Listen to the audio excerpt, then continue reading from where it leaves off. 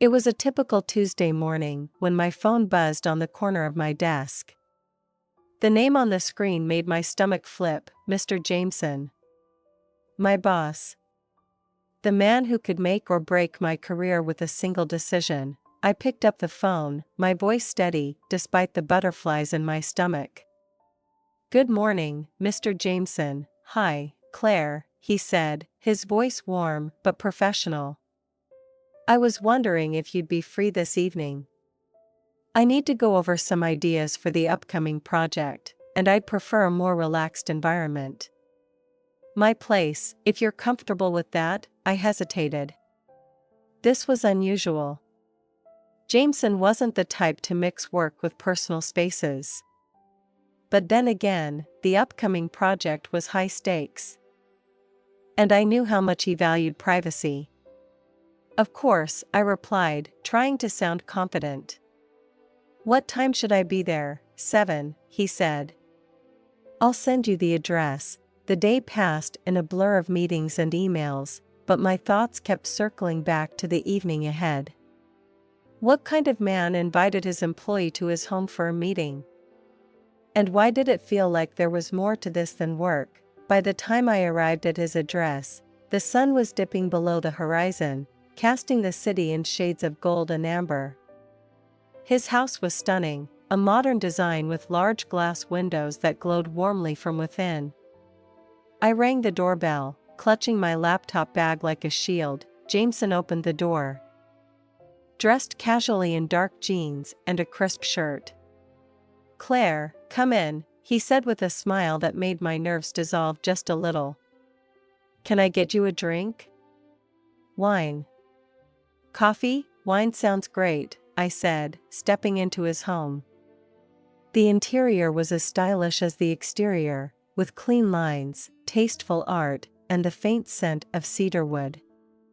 He handed me a glass of red, and we moved to the living room, where his laptop was already set up on the coffee table. We dove into the project, brainstorming ideas and outlining strategies. But as the night went on, the conversation drifted. We talked about books, favorite movies, and places we wanted to travel. He was charming, attentive, and far more open than I had ever seen him at the office. "Claire," he said, his tone softer now, "I've always admired your dedication. You have this way of making everyone around you better, including me." I felt my cheeks flush. "Thank you," I said. "That means a lot coming from you." For a moment, our eyes met, and the air seemed to shift. The professional barrier between us felt thinner, almost non-existent. The evening stretched on, and the wine flowed more freely. We laughed over shared anecdotes, the kind of stories you'd only tell in the safety of trust. Somewhere between the second and third glass, I noticed the way Jameson looked at me, his gaze lingering just a little too long, his smile softer, more personal. "You're really something, Claire," he said, leaning back on the couch. "I don't think I've met anyone quite like you." His words sent a warmth spreading through me, but I tried to keep my composure. "You're not so bad yourself, Mr. Jameson," I said teasingly, trying to lighten the mood. "Call me Michael," he said, his voice lower now, almost intimate. "Michael," I repeated, the name unfamiliar on my tongue. It felt strangely personal, as if I had unlocked a door that had always been slightly ajar. Silence settled between us, but it wasn't uncomfortable. It was charged, heavy with unspoken possibilities. He reached out, his hand brushing mine. "Claire," he began, "I don't want you to think." Before he could finish, I shook my head. "I know," I said softly. And I did. Whatever was happening between us wasn't planned or calculated. It was real, raw, and impossible to ignore. He leaned in, hesitating just inches from my face. I could feel his breath, warm and steady. My heart raced, but I didn't pull away. When his lips met mine, it was like the world faded away. The kiss was slow, tentative, as if testing the waters, but it quickly deepened, igniting a fire that had been smoldering beneath the surface. When we finally broke apart, he rested his forehead against mine. "I've wanted to do that for so long," he admitted, his voice barely above a whisper. "Me too," I confessed, my voice shaky but honest. The rest of the evening unfolded in a blur of emotions and stolen moments. We talked, we laughed, and we let the walls between us crumble completely. For the first time, Michael wasn't just my boss.